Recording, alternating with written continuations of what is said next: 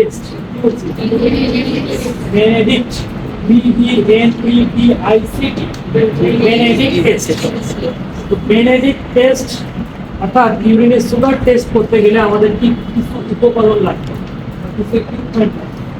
তার মধ্যে সর্বপ্রথম আমরা যেটা নিব সেটা হলো ইউরিন স্পেসিমেন নিব। কি নিব? প্রস্রাব নিব একটা টেস্ট টিউবের মধ্যে। বুঝছো? প্রস্রাবের নমুনা নিব।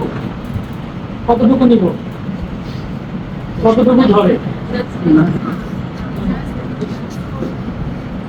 অল্প একটু নিলেই হবে। ঠিক আছে? তো এটা নেওয়ার পরে আমরা কি করব? এরপরে হলো একটা এই যে এরকম একটা ফাঁকা র্যাক নিব। এটা হলো এরকম একটা ফাঁকা র্যাক নিব। টেস্ট টিউব র্যাক, এর নাম কি? এটা রেখে দিলাম। এটা ধরো প্রস্রাব।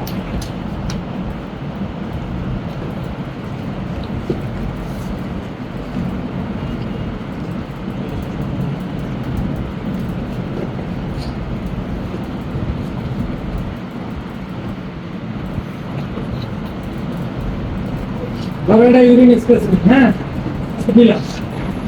সর্বপ্রথম কি নিলাম? একটা ইউরিন স্পেসিমেন, একটা টেস্ট টিউব, আর একটা টেস্ট টিউব নিলাম। ফাঁকা টেস্ট টিউব পাশে রাখতে, ঠিক আছে? রাখার পরে এরকম দুইটা জার নিব। এই যে জার চেনো তো? বিকার, বিকার। এই যে বিকার নেব দুইটা, একটা হলো স্টেরাইল, একটা নন স্টেরাইল। দুটাই স্টেরাইল থাকবে আপাতত, কিন্তু একটা নন স্টেরাইল বা আনস্টেরাইল হিসেবে ব্যবহার করবো বা ডার্টি হিসেবে ব্যবহার করবো। ঠিক আছে? আছে কি? দাও ওটা দাও। আচ্ছা, তাহলে দুইটা জার নিব। এই জারের মধ্যে একটা স্টেরাইল, জারের ভিতরে আমরা দুইটা প্রপার নিব। এটার নাম কি?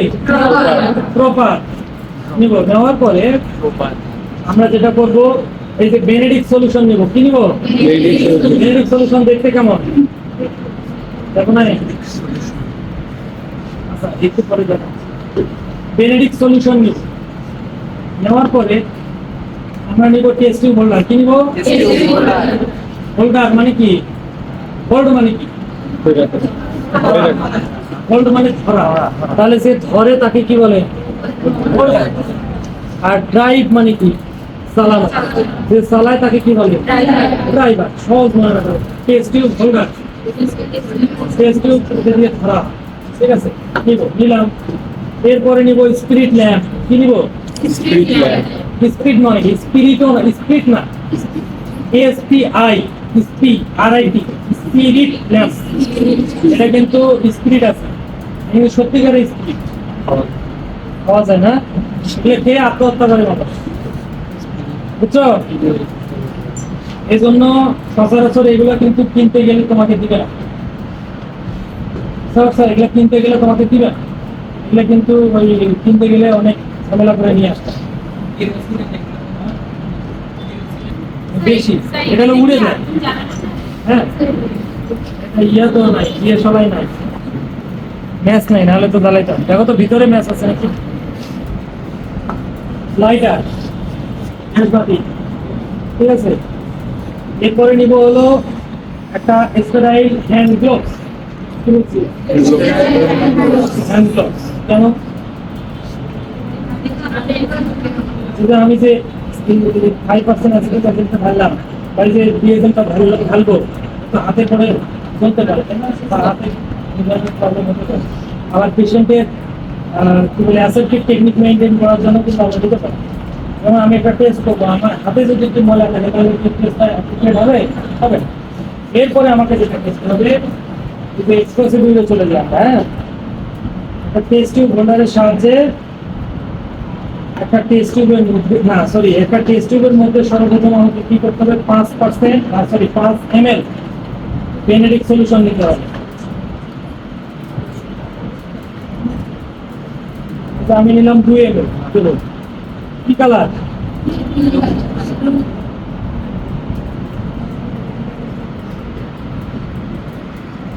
এই যে আমার 5 ml হয়ে গেছে। ঠিক আছে? নেওয়ার পরে এই যার সাহায্যে নিলাম, এটা আমরা রাখবো কোথায়? এরপরে তার আগে কিন্তু এই হ্যান্ড গ্লোভস করে নিতে হবে, হ্যান্ড ওয়াশিং করে হ্যান্ড গ্লোভস করে নিতে হবে। তারপরে 5 ml জেনেটিক সলিউশন নিয়ে এই যে পিএসটি হোল্ডারের সাহায্যে এটাকে ধরতে হবে। ধরার পরে স্পিড ল্যাম্পটা জ্বালিয়ে নিতে হবে। নেওয়ার পরে এই যে নিচের দিকে তাপ প্রদান করতে হবে কতক্ষণ পর্যন্ত, বুদবুদ সৃষ্টি হয়নি যতক্ষণ। ক্লিয়ার? বুদবুদ সৃষ্টি না হওয়া পর্যন্ত আমাকে তাপ দিতেই হবে। দেওয়ার পরে এটাকে কেন তাপ দিব, এখন প্রশ্ন হলো এটা তো স্যার নিয়ে যাবে, এটাকে কেন তাপ দিতে হবে, তাই না? এটার গুণগত মান ঠিক আছে কিনা দেখার জন্য, কারণ অনেক সময় মেয়াদ উত্তীর্ণ হয়ে যাবে, তাই না? এটা আবার ঠান্ডা করে দেখবো, যদি কালারের পরিবর্তন না হয় তার মানে বুঝবো যে ভালো আছে, আর যদি কালার পরিবর্তন হয়ে যায় তাহলে বুঝবো যে নষ্ট হবে।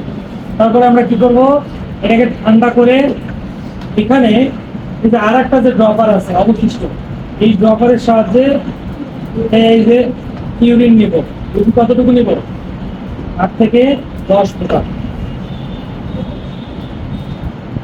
1 2 3 4 5 6 7, মাঝখানে ধরো 7 নিলাম, ঠিক আছে? নিয়ে আমরা এটাকে রেখে দিলাম। এরপরে আমরা যেটা করবো, আবার তাপ প্রদান করবো। তাপ দিলে কি দেখা যাবে জানো, এই তাপ দেওয়ার পরে একটা নির্দিষ্ট সময় পর্যন্ত আমরা ঠান্ডা করার জন্য রেখে দিব। দেওয়ার ফলে যদি কালারের কোনো পরিবর্তন না হয়, প্রস্রাবের নমুনা তো আমরা দিলাম 8 থেকে 10 টা, দেওয়ার ফলে আবার তাপ দিলাম, যে ঠান্ডা করলাম, করার পরে যদি কালারের পরিবর্তন না হয় তাহলে বুঝবো কি যে প্রস্রাবে সুগার নাই, ইউরিনে সুগার নাই, নীল। আর যদি থাকে তাহলে 4 ধরনের কালার প্রদর্শন করতে হবে। 4 ধরনের, কয় ধরনের? 4 ধরনের। প্রথম কালার হলো গ্রিন কালার, সবুজ কালার, কিন্তু তোমাদের নেম প্লেটের মতো হয়ে যাবে, বুঝতে পারছো?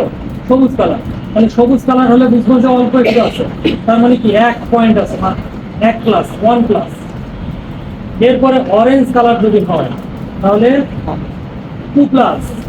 এরপরে যদি ইয়েলো কালার হয় তাহলে 3 প্লাস। রেড অথবা লাল অথবা ব্রিক রেড, ইটালিক কালার, ইটের মতো কালার, এটাকে বলবো কি 4 প্লাস। তাহলে এই যে 4 ধরনের কালার প্রদর্শন করি, 4 ধরনের কালারকে আবার আমরা 4 ভাবে আমরা ইয়ে করতে পারি, তাই না? মার্কিং করতে পারি।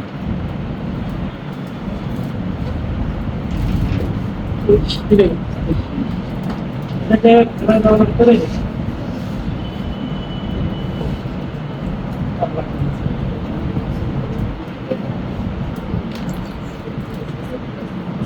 তাহলে আমরা দেখলাম একটা টেস্ট হয়ে গেল।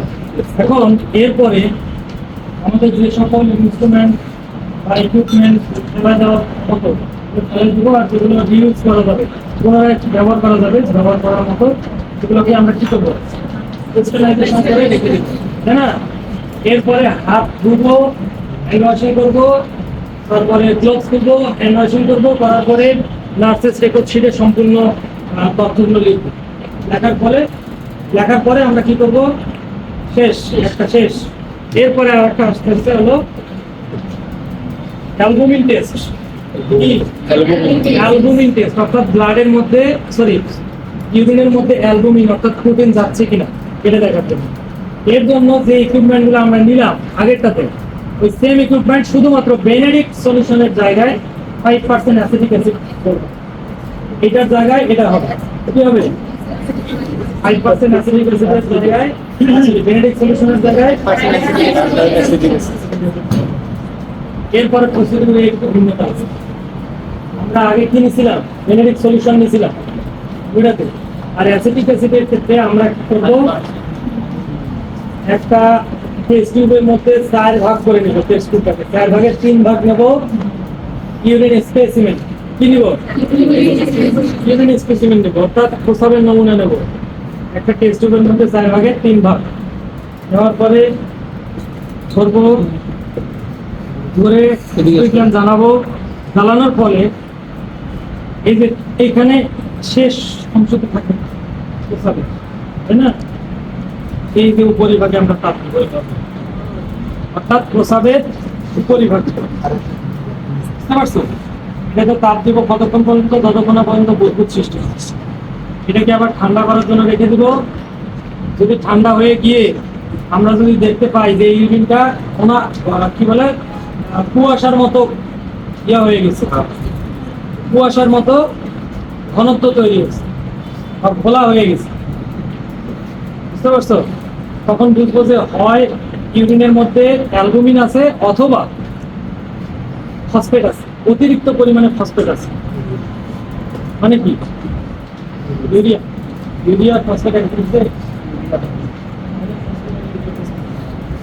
তাহলে ফসফেট একটা উপাদান, অতিরিক্ত পরিমাণে ফসফেট আছে অথবা কি আছে? অ্যালবুমিন। এখন আমরা কিভাবে বুঝবো যদি অ্যালবুমিন নাকি ফসফেট আছে? আর যদি কোনো ঘোলা না হয় তাহলে কি বুঝবো যে কিছুই নেই, তাই না? তাহলে এখন আমরা শিওর হবো যে আসলে অ্যালবুমিন আছে নাকি ফসফেট আছে। এর জন্য আমাকে কি করতে হবে? এই যে টেস্ট টিউবের ড্রপারের সাহায্যে অ্যাসিটিক অ্যাসিড এখান থেকে নিতে হবে। অ্যাসিটিক অ্যাসিড 4 থেকে 5 ফোঁটা এখানে যোগ করতে হবে। করার পরে আবার তাপ দিতে হবে। কোথায় তাপ দিতে হবে? এখানে, যতক্ষণ না পর্যন্ত বুদবুদ সৃষ্টি হয়। আবার ঠান্ডা করতে হবে। ঠান্ডা করে দেখতে হবে যে আসলে ঘোলা অংশটা কেটে গেছে নাকি আরো ঘোলা হয়ে গেছে।